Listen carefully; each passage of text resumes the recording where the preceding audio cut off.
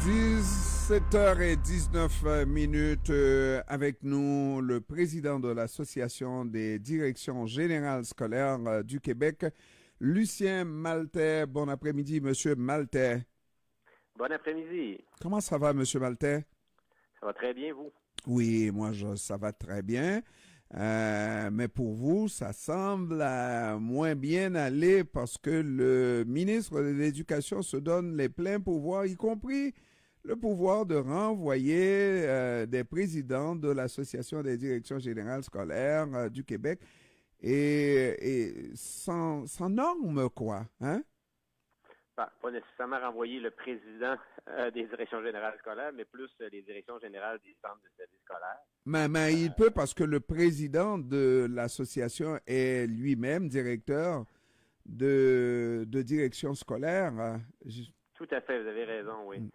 Dans le fond, le gouvernement nous avait annoncé, on a pris acte de la volonté gouvernementale de la nomination puis de l'évaluation des directions générales. Hier, on est allé en commission parlementaire pour aller déposer des recommandations. Des recommandations qui consistent à des filets de sécurité pour s'assurer de deux éléments, que les directions générales soient des gens qui soient nommés par le gouvernement à répondre aux besoins de nos organisations avec des profils de compétences spécifiques, où on suggère en même temps que le conseil d'administration puisse participer à la sélection des directions générales en mettant une couleur locale, puis en participant évidemment au comité de sélection. Donc, on avait fait une recommandation dans ce sens-là. Puis aussi une recommandation pour l'évaluation des directions générales où, en début d'année, on demande, dans le fond, au gouvernement de nous préciser nos attentes de manière spécifique et de prévoir des mécanismes de suivi pour, par la fin, faire une évaluation à chaque année. Donc, avec ces recommandations-là, on serait certainement plus confortable.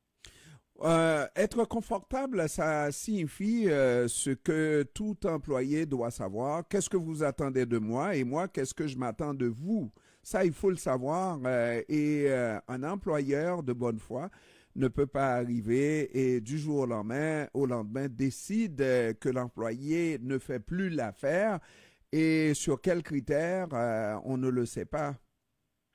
Tout à fait, vous avez tout à fait raison. Puis quand je disais confortable, c'est dans le fond, nous, pour s'assurer de la réussite éducative des élèves, donc la réussite scolaire et le bien-être des élèves, des fois, on a des décisions difficiles à prendre. Donc, si on veut être capable de prendre des décisions, apporter des changements pour la réussite de nos élèves, il faut avoir les conditions nécessaires. Puis on pense que d'avoir des attentes claires en début d'année, c'est des genres de conditions qui nous permettent de jouer notre rôle pleinement. Et ça, on ne peut pas ignorer que les directeurs généraux ont une importance dans les décisions qui sont prises, n'est-ce pas? Une importance qui peut faire la différence dans ce que les élèves, les étudiants vont subir, n'est-ce pas?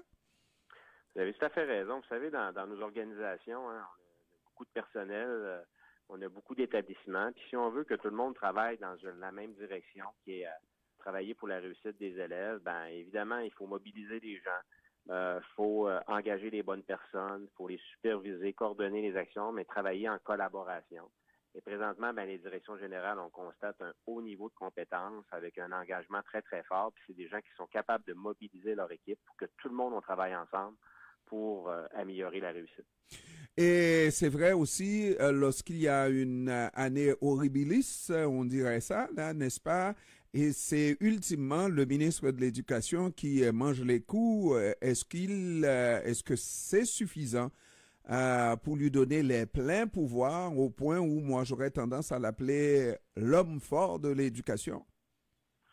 Nous, on pense que, dans la loi est ensaché un principe qu'on appelle la subsidiarité. La subsidiarité, c'est de permettre aux gens là, de prendre les décisions au bon palier, donc où se passe l'action. On demande à nos directions d'établissement, à nos enseignants de prendre des décisions sur diverses actions, puis d'être proche, le plus proche possible où les élèves sont. Donc, les directions d'établissement prennent beaucoup de décisions, les directions générales aussi, et on se dit que ces gens-là, les décideurs, oui, au niveau de l'imputabilité, ils doivent rendre compte de leurs décisions, et si cette décision-là ne respecte pas les lois et règlements, mentionnons-le, puis laissons-leur le devoir, donnons-leur l'obligation de réviser leurs décisions. Maintenant, de permettre au ministre d'intervenir en tout temps à l'intérieur des décisions d'un centre de service scolaire, ben, on se pose la question jusqu'où ça pourrait aller. Donc, on pense que c'est un pouvoir qui est un petit peu trop fort là, pour le ministre de l'Éducation. Et puis, on nous dit aussi que dans les institutions de l'école, aujourd'hui, le comité des parents a beaucoup de pouvoir. Si jamais vous devez supporter une décision, c'est-à-dire, je parle d'un directeur, devrait supporter ou subir à la rigueur une décision de comité des parents, est-ce que ce directeur-là pourrait être congédié parce que ça s'avérerait une mauvaise décision qui aurait été prise? Non, c'est une question quand même hypothétique. Je serais surpris parce que, évidemment, nous, avec nos directions d'établissement, les attentes sont claires. Maintenant, les directions doivent respecter les lois et règlements. Mais en général, ça va bien. Puis il y a de la supervision qui est organisée, puis la conversation, elle est là.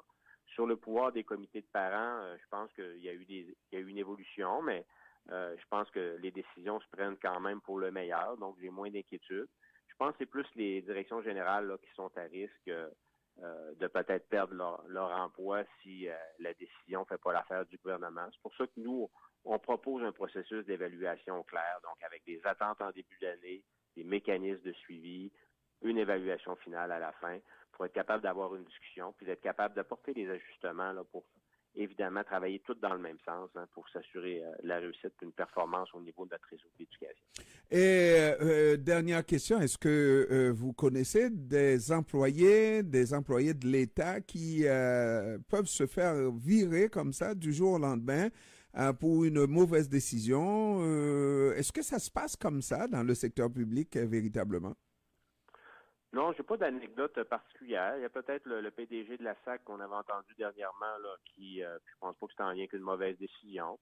J'ai quand même confiance qu'avec les recommandations que nous avons faites au ministre, là, en lien avec un processus de nomination rigoureux et un processus d'évaluation structuré, on est quand même confiant là, que tout le monde a des bonnes intentions puis que ça va dérouler très, très bien pour le réseau. Vous savez, nous, les directions générales, on est là pour que les choses avancent. On est là pour que les élèves réussissent. On est des gens de grandes compétences.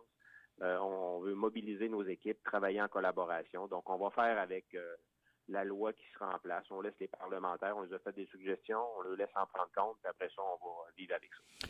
Et puis, véritablement dernière question, M. Maltais. Depuis qu'on a changé les commissions scolaires pour des directions scolaires, etc., est-ce que l'éducation s'est améliorée alors que de temps en temps et encore récemment, on entend vraiment des histoires qui n'ont pas de sens au niveau scolaire, l'apprentissage des enfants qui est vraiment en grande difficulté compte tenu de la pénurie de main-d'œuvre et d'autres choses encore?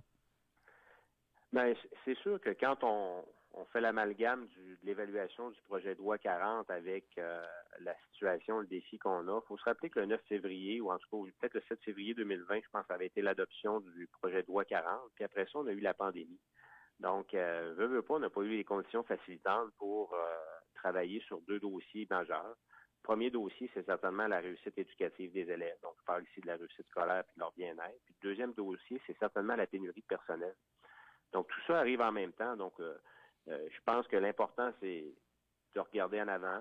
Je pense que dans le projet de loi, il y a des éléments quand même positifs. La création de l'Institut national d'excellence en éducation avec la mise en valeur de pratiques et stratégies efficaces, reconnues, éclairées par la recherche, avec évidemment le deuxième élément qui est d'améliorer une gestion de données pour être capable de mesurer ce qu'on fait et de permettre aux gestionnaires de prendre les meilleures décisions possibles. Je pense que c'est des améliorations qui devraient nous apporter là, sur la bonne voie. Alors, je vous souhaite bonne chance, Monsieur Lucien Maltais, président de l'Association des directions générales scolaires du Québec. Je vous remercie d'avoir pris du temps de nous parler cet après-midi, M. Maltais. Merci, ça fut un plaisir. Bonne fin d'après-midi. À vous aussi. Au revoir.